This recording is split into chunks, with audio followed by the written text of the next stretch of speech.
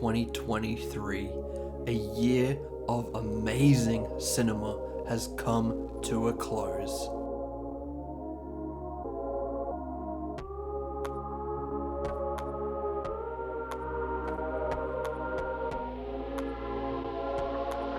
We laughed. We cried. We were mad. And then we were happy. So now it's time to celebrate the second Annual Eddy Awards.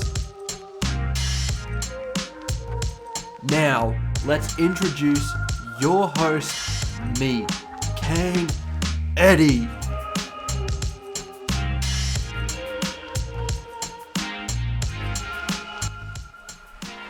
Hey everyone, welcome to the second Annual Eddy Awards. Let's do a quick cut and we're going to introduce this show straight away.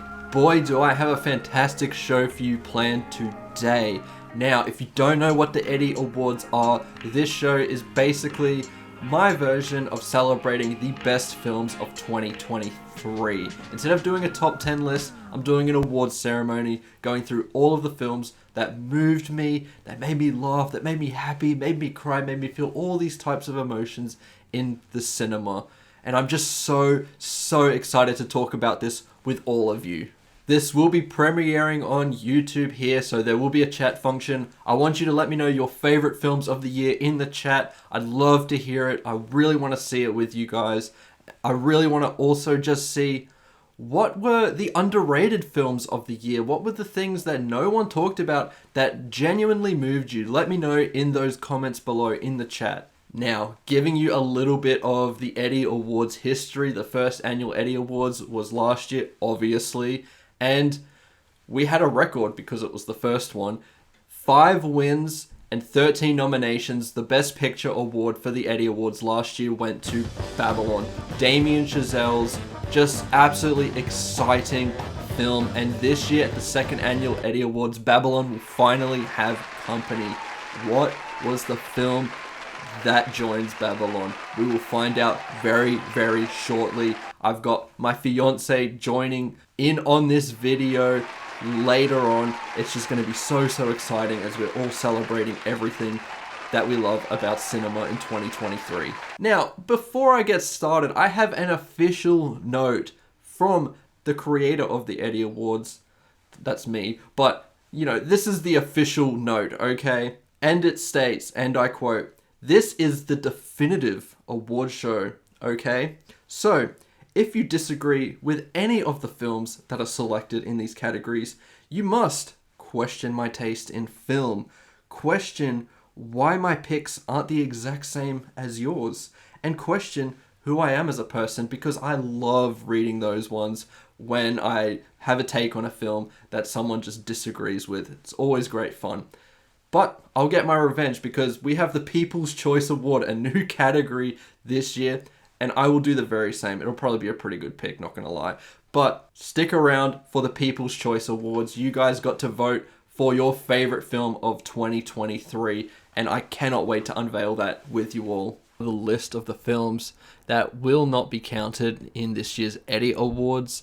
I was not able to make a screening for these films due to mostly the films not being available here in Australia.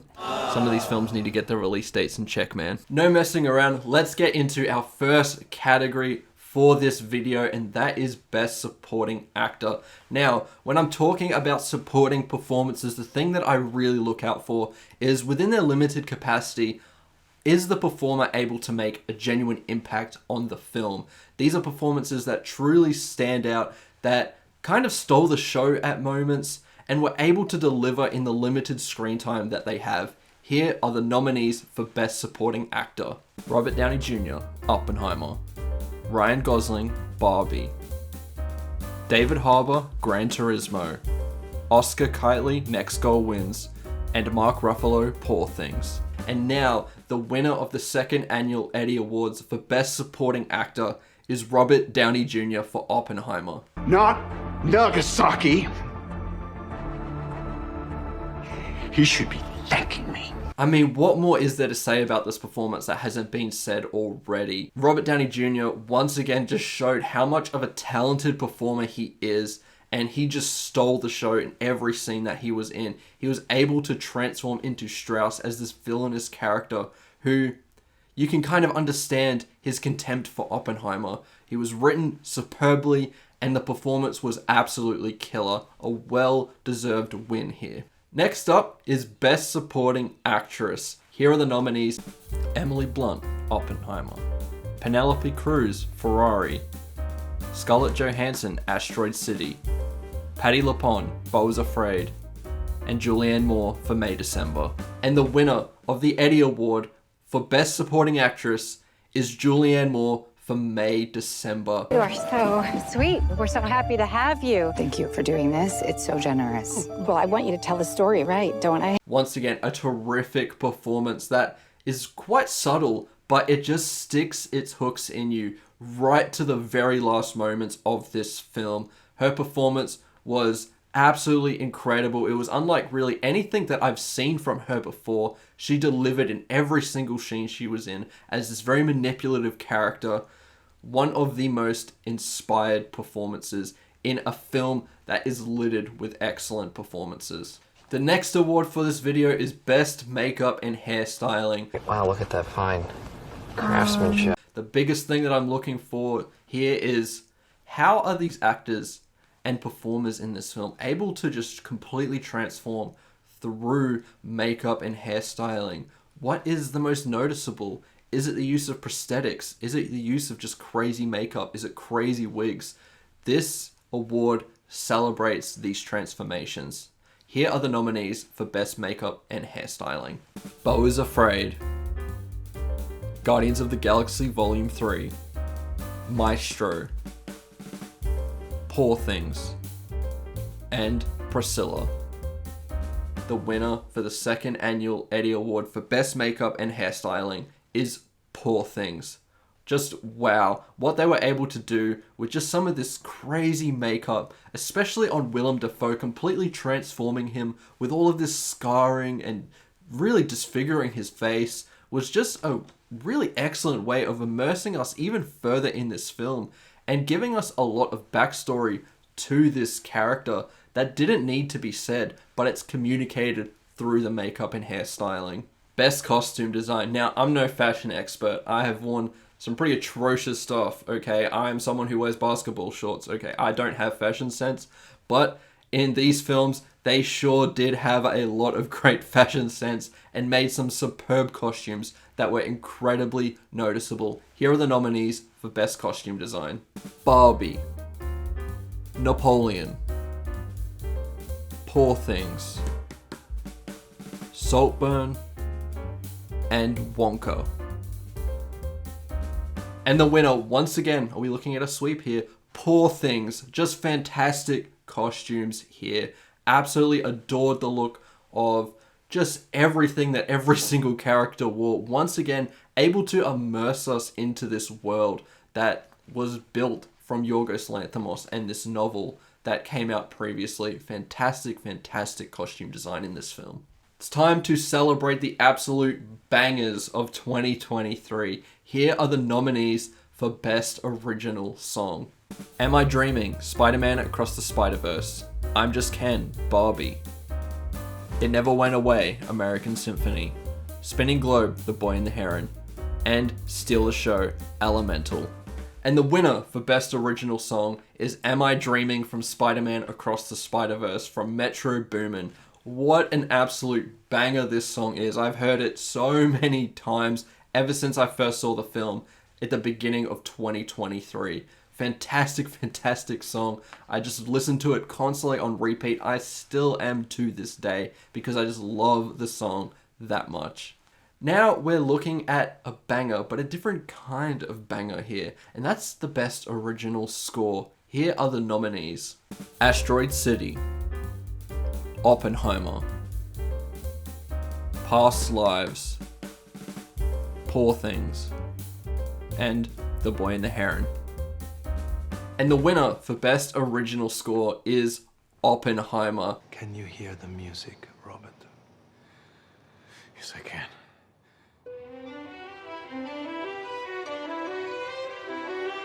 Ludwig Göransson just went sicko mode with this score here. He did some kind of fun stuff with Tenet that I love listening to, but this collaboration with Christopher Nolan was far more impactful. It just works perfectly within the film. His score is playing constantly in this 3-hour runtime, and the fact that you just want to keep listening to it after 3 hours just speaks so highly to this phenomenal score from Ludwig Göransson. Best Sound is an award that I hold quite dearly in the technical categories because rather than just being the loudest possible movie, I'm more looking for how is sound used. There are just phenomenal uses of sound that are able to communicate so much within the narrative or really just lock you to your chair in the theater.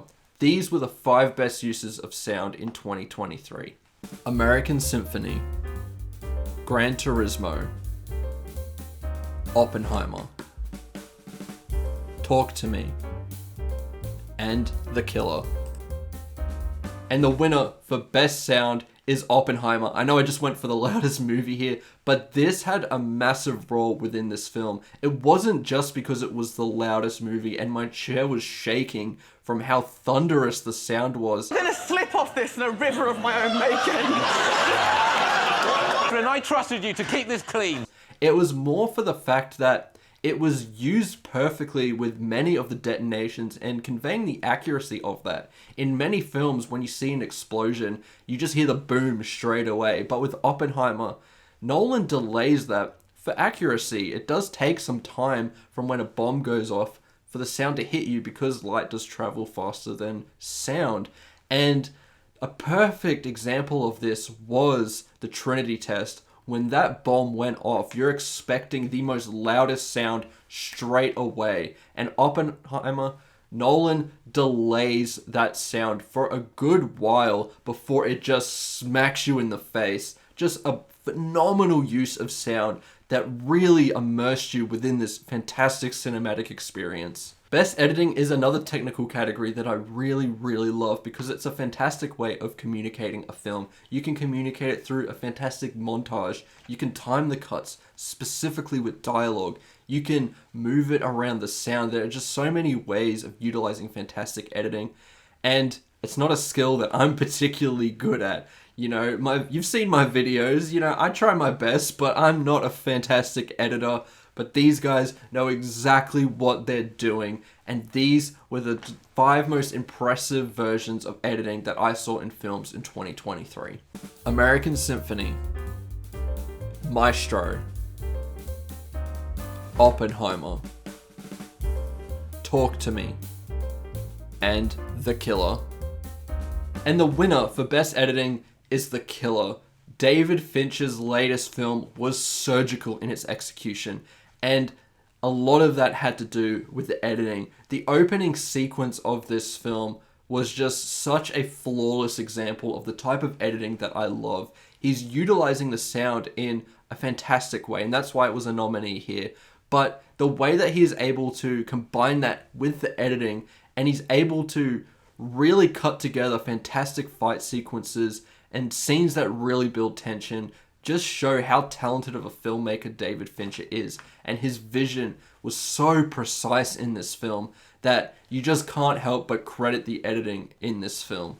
Best visual effects. Now this comes in many different forms. I'm not just looking for big CGI spectacle. I appreciate practical effects too, stunt work, and building something that is phenomenal as a visual effect. It doesn't just have to come from a computer. Now, these are the 5 nominees for Best Visual Effects. Gran Turismo, Guardians of the Galaxy Volume 3, John Wick Chapter 4, Oppenheimer, and The Creator. And the winner here is, I'm going to give it some credit because the Academy decided to ignore it, Oppenheimer. Fantastic visual effects in this film. I can't believe it didn't make the shortlist because it's, well, practical. There's very few computer-generated effects in this film. They actually set off a lot of explosions, but there is some great great work in terms of building very practical effects. A lot of the visions that Oppenheimer has in this film is from visual effects, the way that it's communicated to us, the way the particles are moving, all of the fire, the explosions. It's just so practical. It looks real, and that is what I'm looking for in a film. I don't want it to be distracting. I want it to be really entrenched in the cinematic experience, and Oppenheimer did that better than any film that I've seen this year. I really, really love and appreciate production design in film. I think it helps build a world, and it's something that is slowly fading away, especially in modern blockbuster filmmaking as they become more reliant on digital effects. So I really, really love seeing a film just go back to building sets and creating a world that feels tangible. And these were the 5 best examples of that in 2023. Asteroid City, Barbie, Beau is Afraid, Napoleon, and Poor Things. And the best production design of 2023 at the Eddy Awards is Poor Things. I mean, they went sicko mode. Once again, a film going absolutely sicko mode with production design. Poor Things did everything it could to build out its world. Yes, it does use some CGI to enhance the scenes, and that's all it should really be used for. The production design is absolutely stellar. I highly recommend you watch the featurette regarding the production design and the process it took to build all of these sets in this film. It's phenomenal stuff. It translates beautifully on the screen. Poor Things is one of the prettiest films of 2023, and a big part of that is its production design. Another technical category that I absolutely adore is Best Cinematography. It's a detail that I always pick up on, a detail that a lot of people pick up on when they first watch a film. And it's something that I will always be astounded by, especially when it's done impressively. They're able to capture so much in a camera that are beyond my wildest dreams. Here are the nominees for Best Cinematography. Asteroid City, John Wick Chapter 4, Maestro, Oppenheimer, and Poor Things. The winner of Best Cinematography is Asteroid City. Oh, it's you, the wife who played my actress. Now, you might be thinking, why not Poor Things? Why not Oppenheimer? Why not Maestro? All fantastic uses of cinematography in that film. That's why they're nominated. Asteroid City blew me away. I watched it a second time, and I was further blown away by its cinematography.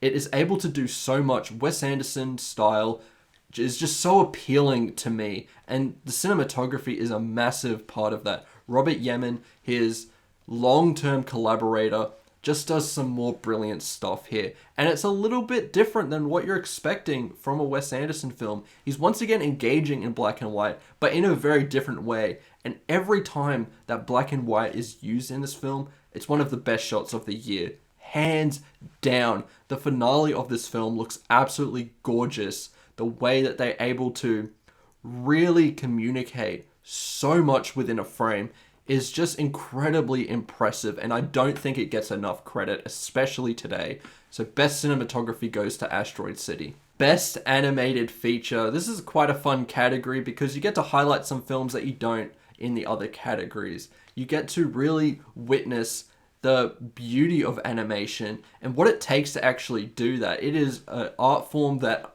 I am lost as to how they are able to actually create these films and do it in kind of a short space of time. If I'm making a film like one of these 5s, it would take me forever, and I still wouldn't do anything half as good as what these guys are able to do. So here are the 5 nominees for Best Animated Feature. Elemental, Spider-Man Across the Spider-Verse, Teenage Mutant Ninja Turtles Mutant Mayhem, The Boy and the Heron, and The Missing. And the winner for Best Animated Feature is Spider-Man Across the Spider-Verse, one of the best films of the year, one of the best animated films of all time. Spider-Man Across the Spider-Verse, like its predecessor, pushes the boundaries of animation in ways that I was never expecting. You've heard this so many times in so many reviews. Every frame of this film looks like a work of art. You could hang it up in your house and people would be impressed by it. This film has taken so much effort from a team that worked their ass off for so many hours trying to put this film together. And I really, really appreciate the effort it took to bring this across. And it's not just the animation that is stunning. This has such an engaging story. This goes for 2 hours and 20 minutes, which is a runtime that is considerably longer than what you would expect from an animated film. But you're stuck to your chair for every single minute of that film because it's so engaging and is just able to capture your attention so quickly. And by the time that we hit the final frame of this movie, you're just begging for that third installment straight away. Spider-Man Across the Spider-Verse is a masterwork in animation. A big part of my channel is highlighting international films, some international films that don't get the credit that they deserve. There's a famous quote from Bong Joon-ho. 자막, 서브타이틀의 장벽도 아니죠. 한 1인치 정도 되는 그 장벽을 뛰어넘으면 여러분들이 훨씬 더 많은 영화를 즐길 수 있습니다. Once you overcome the 1-inch tall barrier of subtitles, you will be introduced to so many more amazing films. And I have found that to be just so true in every sense of the word. Now, these 5 films were in some ways able to really capture my attention and bring me a new dimension of cinema that showcased a different culture, that taught me something, that engaged me, and that I highly recommend you check out. Anatomy of a Fall, El Conde, Monster, The Boy and the Heron, and The Missing. And the winner for Best International Feature is The Boy and the Heron. I've never been a huge fan of Studio Ghibli up until now. I found it incredibly hard to connect with their films. They just didn't work for me. I heard so much praise for these films, and I checked out a few, and they just didn't work for me. And then I saw The Boy and the Heron, and just was blown away. This might be Hayao Miyazaki's final feature, and what a feature to send off a legendary career on. This film is so touching, and looks absolutely gorgeous. One of the most beautiful animated films that I've ever seen. And this story just has so much substance that after multiple rewatches, you'll probably still be picking up on extra details. That is how excellent The Boy and the Heron is. I highly recommend you check it out, and it's deserving of this Eddy Award. Next up, Best Adapted Screenplay. There's many factors to a great screenplay. There's the dialogue itself, which is of course so important. You want that dialogue that really captures your attention, that brings you to the edge of your seat. But something else that a screenplay is able to provide is progression of the story. Is it able to do it in a satisfying way that keeps you interested for its runtime? These were the 5 films that were able to do that, that just had such definitive and perfectly executed styles of writing that were able to engage me from beginning to end. Oppenheimer, Poor Things, Priscilla, The Boy and the Heron, and The Killer. And the winner of Best Adapted Screenplay is Poor Things. Tony McNamara was able to write a fantastic screenplay here that is adapted from a novel, but feels so wholly unique, has such a distinct vision, is able to communicate something so effectively that I was just impressed from start to finish. This screenplay really details feminism in a way that I've just never seen before. It's not alienating. It is able to be subtle, is able to be nuanced, is able to communicate everything it needs to in a way that just doesn't feel like anything you've ever seen before. This film has such engaging characters, has such wittiness to it. You know, the film can snap from a comedy to something that is more poignant and feels like a drama. So Poor Things just, wow, blew me away with its screenplay. Best Original Screenplay. Now these 5 are not only able to write in a compelling way, they're able to bring new ideas to the table. I make originals. Ones that you've never seen before that was so unique and interesting. And these were the 5 best original screenplays of 2023. Asteroid City, Dream Scenario, May December, Past Lives, and Saltburn. And the winner of Best Original Screenplay is Asteroid City. You're not here. We're not there. The car exploded. Come get the girls. I have to stay here with Woodrow. I'm not the chauffeur. I'm the grandfather. Where are you? Asteroid City. I have held no barriers into letting you know that I am a Wes Anderson fan. I absolutely adore this guy. I adore his films. I adore his style of writing. But Asteroid City felt like his most vulnerable work to date. And that was communicated expertly through the screenplay. This film not only analyzes the way that Wes Anderson is able to communicate a story to us, this is also his most complex narrative, and I thought he pulled it off superbly. The way this film communicated grief and moving on from a loss in just such a poignant way that when you hit the 3rd act of this film, you can't help but feel moved, especially throughout many of those black and white sequences. There are so many lines in this that have so many details that might go over your head if you're not paying attention. But if you are, you'll be rewarded with just such a moving, original experience that you've never seen before. Alright, we're into some pretty major categories now. This is Best Leading Actress, so we're looking at the actresses that were able to really helm a film with their amazing performances. Some of them were transformative, some of them were subtle, some of them were loud, some of them were quiet. These performances, however, were all moving in many different ways, and these were the 5 best leading actresses of 2023. Greta Lee, Past Lives. Natalie Portman, May December. Kaylee Spaney, Priscilla. Emma Stone, Poor Things. And Sophie Wilde, Talk to Me. And the Eddy Award for Best Leading Actress goes to Emma Stone for Poor Things.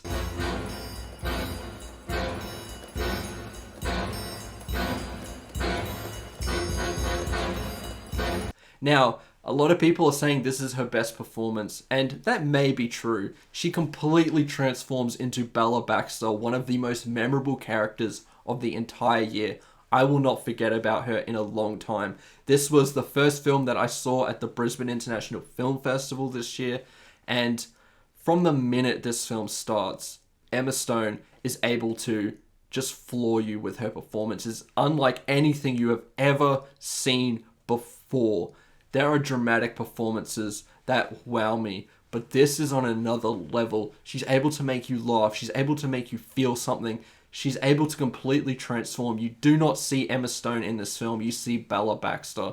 And I highly recommend you check out Poor Things. Despite how weird it might be if you're a casual audience member, this film is able to do so much. And Emma Stone was a big part of that. A similar story for Best Lead Actor. I'm going to skip the kerfuffle here and we're going to get straight into the nominees. These were the 5 Best Leading Actors of 2023. Nicolas Cage, Dream Scenario. Leonardo DiCaprio, Killers of the Flower Moon. Michael Fassbender, The Killer. Barry Keoghan, Saltburn.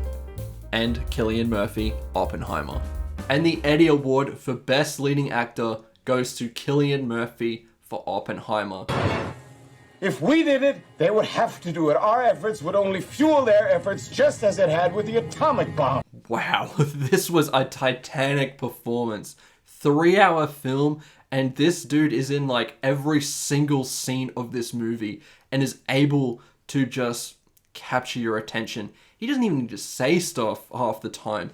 You just see it in his eyes, the hurt and the pain he feels throughout this film, and the way that this character and this real life person was almost exploited by the government. Cillian Murphy just completely understood Nolan's vision here and just ran with it for 3 hours. And the very end of this film, the expression that he has on his face is enough to leave a pit in your stomach. You know, of course this film has great direction, a great screenplay, great technical elements, but this film could fall apart if Cillian Murphy does not deliver the way he does. This film is revered, and a big part of that is from Cillian Murphy's performance. Next up, we have Best Director, one of the most important categories in the Eddy Awards. Being a great director, there's so many decisions you need to make. You need to be so decisive in your decision making. You have a whole crew and a whole cast relying on you to deliver. And these 5, in whatever experience, whatever capacity they had as a director, were able to fully communicate their visions in such a way that astounded me this year. Here are the 5 nominees for Best Director. Wes Anderson, Asteroid City. Joaquim Dos Santos, Kemp Powers and Justin K. Thompson, Spider-Man Across the Spider-Verse. Yorgos Lanthimos, Poor Things. Christopher Nolan, Oppenheimer.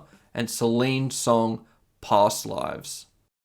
And the winner of the Eddy Award for Best Director is Christopher Nolan for Oppenheimer. Is there really any surprises here? This dude has made banger after banger. Films on such an epic scale that you've never seen before, that is so unique, that are so practical, and Oppenheimer is just another example of that. You know, for a second, shame on me for thinking this, but I was starting to doubt Nolan for a second. Tenet was not my favorite movie, and Dunkirk just didn't work for me like it does for a lot of other people. So I was starting to think that for me, Nolan might have fallen off a little bit. And wow, he just proved me so wrong here with Oppenheimer. One of his best films, so technically impressive. The whole thing just comes together through a vision that is so epic and so grand. I've seen this twice, once in a theater and once on a TV with my 4K. And both feel so epic in their scale, and I've never really experienced that just from watching a film on the TV before. And Nolan is one of the few directors that can actually do that. So I am just wowed. Across all forms of a device, he is able to capture such an epic feeling, such a grand scale.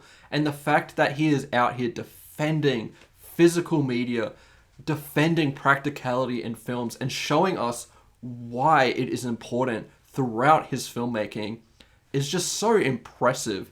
Oppenheimer to me is a complete tour de force, and this film would not have been as incredible as it was without Christopher Nolan. There's been so many generic biopics through the years that do the same thing, that basically tick off dot points in a Wikipedia page. Oppenheimer does not do that. This feels like its own experience. Calling it a biopic is an insult to this film. That's how incredible it is. So Christopher Nolan, incredibly well deserving of the Best Director award at the Eddy Awards. Okay, next up we have a very important award to announce, and that is the Fiancé Award. So without further ado, I'd like to introduce my beautiful fiancée, Tanisha Thompson. Thank you so much for having me. Yes! Thank you. Here for the 2nd Annual Eddy Awards. I'm so excited. Yes, let's go. So I think today I'm going to do my top 10 films of the year. So 2023 has been an absolute amazing year for movies. 100%. We've been to the film festival, we've got some screeners, which was really fun and really exciting. But there's been definitely some standouts for this year. My standouts are going to be, I'm going to do my top 10, have been All of Us Strangers, Asteroid City, Barbie, Late Night with the Devil, Next Goal Wins, Past Lives, Poor Things, Saltburn, Talk to Me, and Wonka. There's been lots of big funny ones this year, some great horror this year. Yes. Those are some really great picks. I think that's a really good top 10. There's some stuff in here that hasn't really been brought up that much at the Eddy Awards so far, and some pretty good picks that I was kind of brokenhearted that I left out. So I'm really glad that you included those. So, my beautiful fiancé, who is going to be winning the Fiancé Award here at the 2nd Annual Eddy Awards? Right. The winner of Best Movie Ever, voted by Fiancé, is Blade Runner 2049! Let's go! No, okay. In all seriousness, even though that is the best movie of all time, the best movie for me this year, it's gonna be a bit of a, I think, like, one that hasn't really popped up much on your list. Okay. It's gonna be Talk to Me. Holy shit, yeah. I am a big horror fan, and I found this one so fun, so fresh. Like, the music montage was just absolutely amazing, and good to have some, like, Australian, representation and stuff. So, I really, really loved it, and I think that was one of the best movies that's really stuck with me this year, especially since I've seen it so early in the year, and, like, coming to the end, it's still on my mind. Like, it's still always there, and it's one that I definitely am ready to watch again. Yeah, it was so terrifying.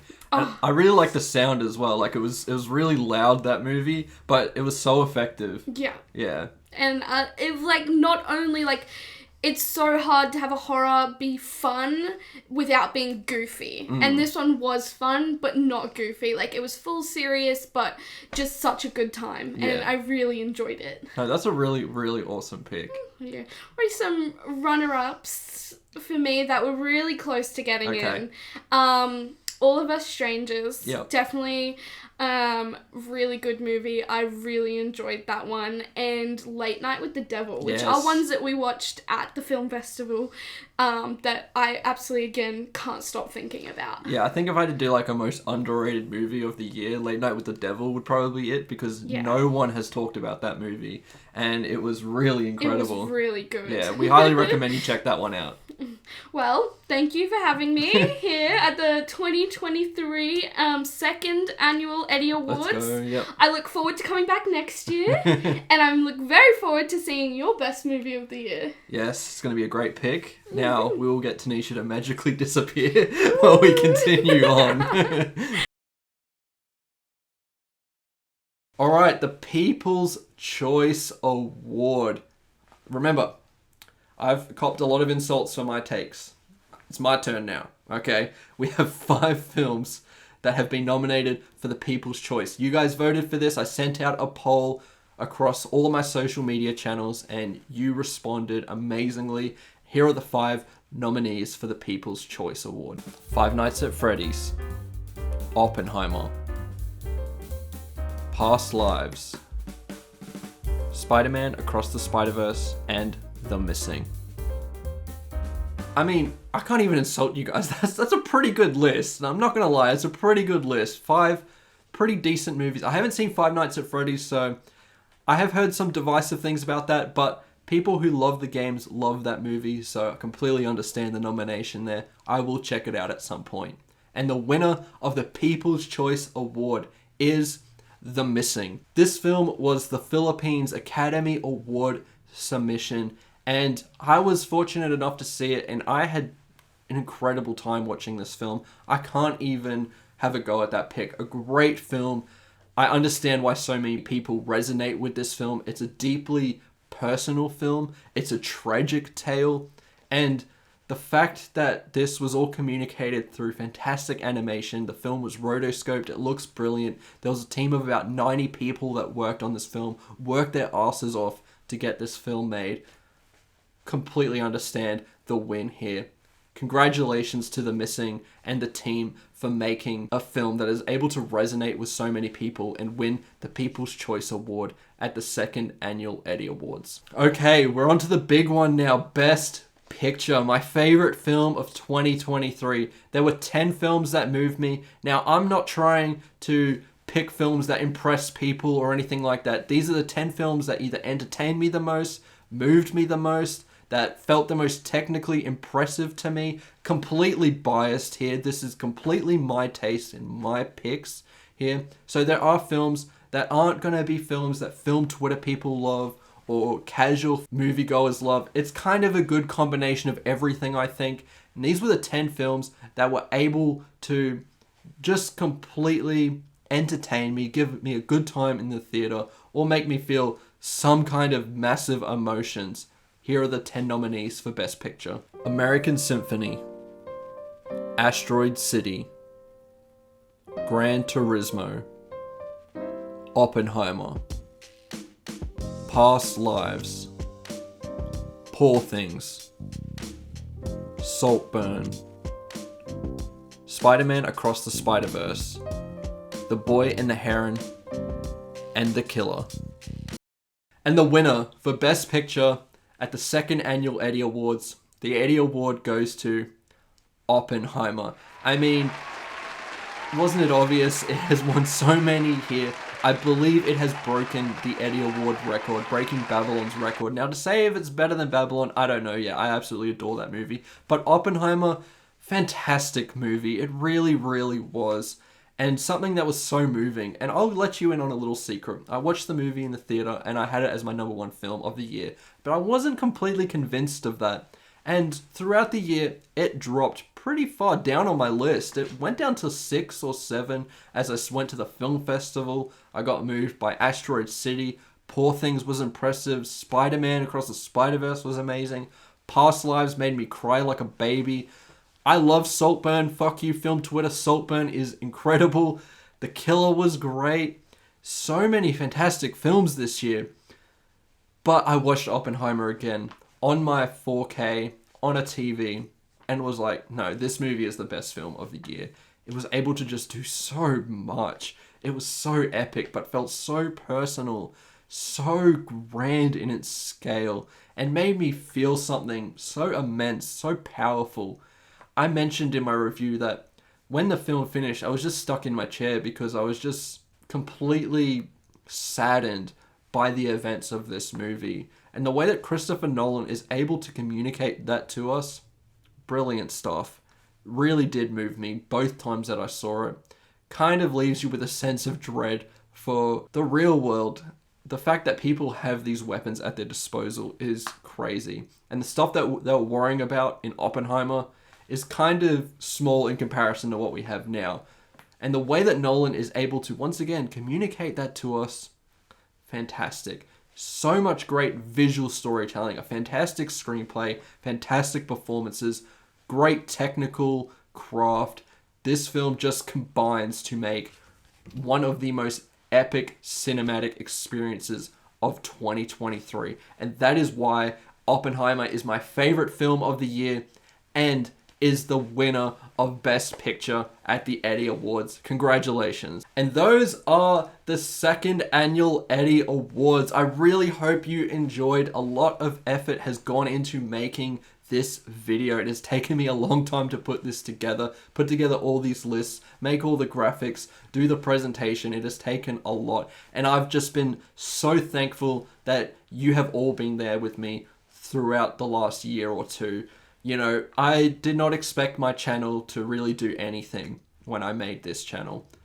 And the fact that I have been able to get 500 subscribers and have so many videos that have done well and resonated with you, that you're able to connect with and just have a good time for 10 minutes or so, just means the absolute world to me. I know the way that the world is and the stress that we all go through and the tough times we all face.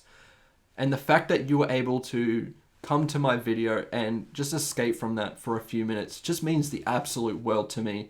The fact that you guys were there commenting, talking about films, it really does move me. And I do not take that for granted. I really, really thank you all for watching this video. I really hope you have an excellent day. And here's to 2024. Hopefully another fantastic year for film. As Jim Carrey said in The Truman Show, good afternoon, good evening, and good night.